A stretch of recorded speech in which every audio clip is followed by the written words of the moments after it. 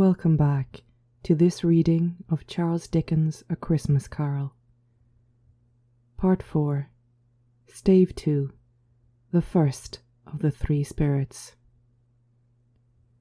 When Scrooge awoke, it was so dark that looking out of bed he could scarcely distinguish the transparent window from the opaque walls of his chamber. He was endeavouring to pierce the darkness with his ferret eyes, when the chimes of a neighbouring church struck the 4 quarters. So he listened for the hour. To his great astonishment, the heavy bell went on from 6 to 7, and from 7 to 8, and regularly up to 12, then stopped. 12. It was past 2 when he went to bed. The clock was wrong. An icicle must have been in the works. 12. He touched the spring of his repeater to correct this most preposterous clock.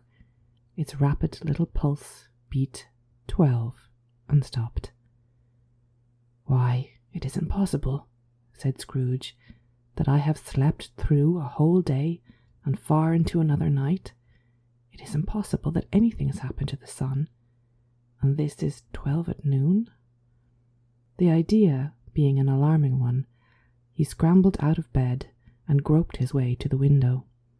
He was obliged to rub the frost off with the sleeve of his dressing gown before he could see anything, and could see very little even then. All he could make out was that it was still very foggy and extremely cold, and that there was no noise of people running to and fro and making a great stir, as there unquestionably would have been if night had beaten off bright day and taken possession of the world.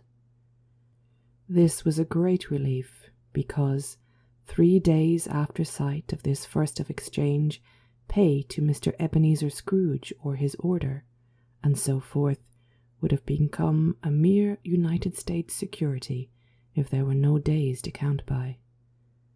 Scrooge went to bed again, and thought and thought and thought it over and over and over, and could make nothing of it. The more he thought, the more perplexed he was, and the more he endeavoured not to think, the more he thought. Marley's ghost bothered him exceedingly. Every time he resolved within himself, after mature inquiry, that it was all a dream, his mind flew back again, like a strong spring released to its first position, and presented the same problem to be worked all through. Was it a dream or not? Scrooge lay in this state until the chime had gone 3 quarters more, when he remembered on a sudden that the ghost had warned him of a visitation when the bell tolled 1. He resolved to lie awake until the hour was past, and considering that he could no more sleep than go to heaven, this was perhaps the wisest resolution in his power. The quarter was so long that he was more than once convinced he must have sunk into a doze unconsciously and missed the clock. At length it broke upon his listening ear. "Ding-dong, 1:15, said Scrooge, counting. "Ding-dong, 1/2, said Scrooge. "Ding-dong, 1/4 to it, said Scrooge. "Ding-dong, the hour itself," said Scrooge triumphantly, "and nothing else." He spoke before the hour bell sounded, which it did with a deep, dull, hollow, melancholy 1. Light flashed up in the room upon the instant, and the curtains of his bed were drawn. The curtains of his bed were drawn aside, I tell you, by a hand. Not the curtains at his feet, nor the curtains at his back, but those to which his face was addressed. The curtains of his bed were drawn aside, and Scrooge, starting up into a half-recumbent attitude, found himself face to face with the unearthly visitor who drew them, as close to it as I am to you now, and I am standing in the spirit at your elbow. It was a strange figure, like a child, yet not so much like a child as like an old man, viewed through some supernatural medium which gave him the appearance of having receded from the view, and being diminished to a child's proportions. Its hair, which hung about its neck, was down its back, as white as if with age, and yet the face had not a wrinkle on it, and the tenderest bloom was on its skin. The arms were very long and muscular, the hands the same, as if its hold were of uncommon strength. Its legs and feet, most delicately formed, were, like those upper members, bare. It wore a tunic of the purest white, and round its waist was bound a lustrous belt, the sheen of which was beautiful. It held a branch of fresh green holly in its hand, and its singular contradiction of that wintry emblem had its dress trimmed with summer flowers. But the strangest thing about it was that from the crown of its head there sprung a bright clear jet of light, by which all this was visible, and which was doubtless the occasion of its using, in its duller moments, a great extinguisher for a cap, which it now held under its arm. Even this, though, when Scrooge looked at it with increasing steadiness, was not its strangest quality. For as its belt sparkled and glittered, now in one part and now in another, and what was light one instant, at another time was dark, so the figure itself fluctuated in its distinctness, being now a thing with one arm, now with one leg, now with 20 legs, now a pair of legs without a head, now a head without a body, of which dissolving parts no outline would be visible in the dense gloom wherein they melted away, and in the very wonder of this, it would be itself again, distinct and clear as ever. "Are you the spirit, sir, whose coming was foretold to me?" asked Scrooge. "I am." The voice was soft and gentle, singularly low, as if, instead of being so close beside him, it were at a distance. "Who and what are you?" Scrooge demanded. "I am the ghost of Christmas past." "Long past?" inquired Scrooge, observant of its dwarfish stature. "No, your past." Perhaps Scrooge could not have told anyone why, if anybody could have asked him, but he had a special desire to see the spirit in his cap, and begged him to be covered. "What?" exclaimed the ghost. "Would you so soon put out, with worldly hands, the light I give? Is it not enough that you are one of those whose passions made this cap, and force me through whole trains of years to wear it low upon my brow?" Scrooge reverently disclaimed all intention to offend, or any knowledge of having wilfully bonneted the spirit at any period of his life. He then made bold to inquire what business brought him there. "Your welfare," said the ghost. Scrooge expressed himself much obliged, but could not help thinking that a night of unbroken rest would have been more conducive to that end.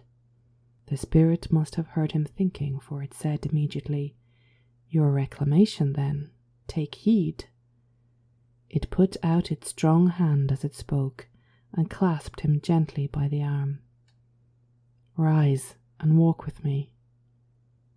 It would have been in vain for Scrooge to plead that the weather and the hour were not adapted to pedestrian purposes, that bed was warm and the thermometer a long way below freezing, that he was clad but lightly in his slippers, dressing-gown, and nightcap, and that he had a cold upon him at the time. The grasp, though gentle as a woman's hand, was not to be resisted. He rose, but finding that the spirit made towards the window, clasped his robe in supplication. "I am a mortal," Scrooge remonstrated, "and liable to fall." "Bear but a touch of my hand there," said the spirit, laying it upon his heart, and you shall be upheld in more than this." As the words were spoken, they passed through the wall and stood upon an open country road with fields on either hand.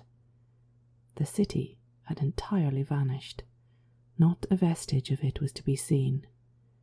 The darkness and the mist had vanished with it, for it was a clear, cold winter day with snow upon the ground. "Good heaven," said Scrooge, clasping his hands together as he looked about him. "I was bred in this place. I was a boy here." The spirit gazed upon him mildly. Its gentle touch, though it had been light and instantaneous, appeared still present to the old man's sense of feeling. He was conscious of 1,000 odours floating in the air, each one connected with 1,000 thoughts and hopes and joys and cares long, long forgotten. "Your lip is trembling," said the ghost. "And what is that upon your cheek?"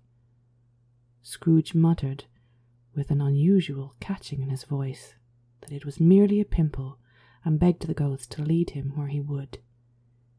"You recollect the way?" inquired the spirit. "Remember it," said Scrooge with fervour. "I could walk it blindfold." "Strange to have forgotten it for so many years," observed the ghost. "Let us go on."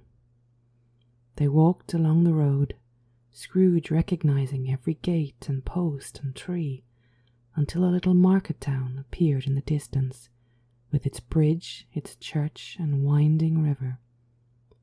Some shaggy ponies now were seen trotting towards them, with boys upon their backs, who called to other boys in country gigs and carts driven by farmers.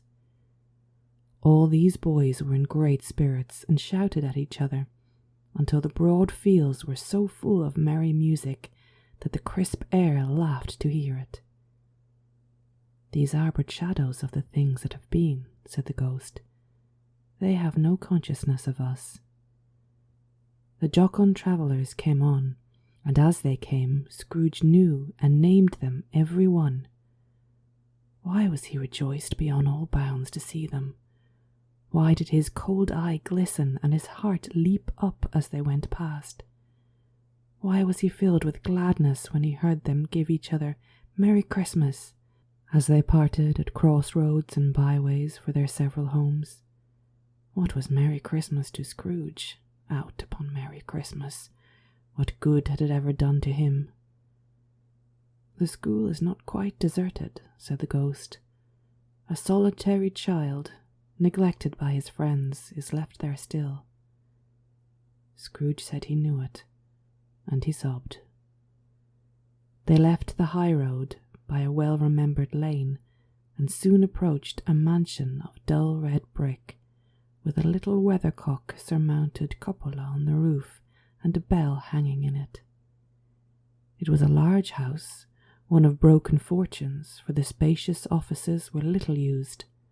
Their walls were damp and mossy, their windows broken, and their gates decayed. Fowls clucked and strutted in the stables, and the coach-houses and sheds were overrun with grass. Nor was it more attentive of its ancient state within, for entering the dreary hall and glancing through the open doors of the many rooms, they found them poorly furnished, cold and vast. There was an earthy savour in the air, a chilly bareness in the place, which associated itself somehow with too much getting up by candlelight and not too much to eat. They went, the ghost and Scrooge, across the hall to a door at the back of the house. It opened before them and disclosed a long, bare, melancholy room, made barer still by lines of plain deal forms and desks. At one of these a lonely boy was reading near a feeble fire, and Scrooge sat down upon a form and wept to see his poor forgotten self as he used to be. Not a latent echo in the house, not a squeak, a scuffle from the mice behind the panelling, not a drip from the half-thawed water-spout in the dull yard behind, not a sigh among the leafless boughs of one despondent poplar, not the idle swinging of an empty storehouse door. No, not a clicking in the fire, but fell upon the heart of Scrooge with a softening influence, and gave a freer passage to his tears. The spirit touched him on the arm, and pointed to his younger self, intent upon his reading.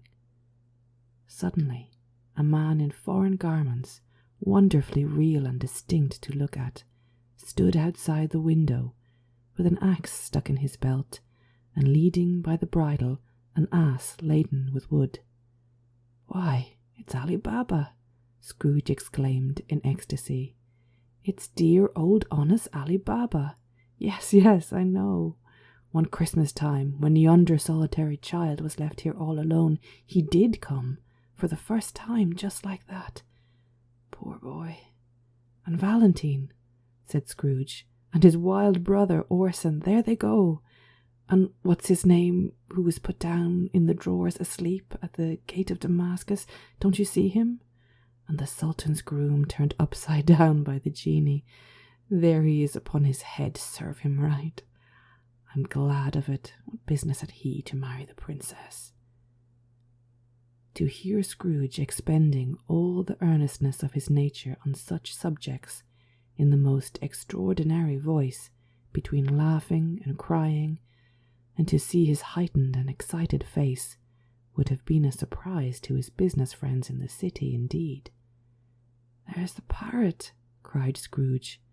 "Green body and yellow tail, with a thing like a lettuce growing out of the top of his head. There he is. Poor Robin Crusoe, he called him, when he came home after sailing around the island. Poor Robin Crusoe, where have you been, Robin Crusoe?" The man thought he was dreaming, but he wasn't. It was the parrot, you know. There he goes, Friday, running for his life to the little creek. Halloo, hoop, halloo. Then, with the rapidity of transition, very foreign to his usual character, he said, in pity of his former self, "Poor boy," and cried again. "I wish," Scrooge muttered, putting his hand in his pocket and looking about him after drying his eyes with his cuff. "But it's too late now." "What is the matter?" asked the spirit. "Nothing," said Scrooge. "Nothing, but there was a boy singing a Christmas carol at my door last night. I should like to have given him something, that's all." The ghost smiled thoughtfully and waved its hand, saying as it did so, "Let's see another Christmas." That is the end of part 4 of this reading of Charles Dickens' A Christmas Carol. Thank you for joining me, and I hope you come back again soon for part 5.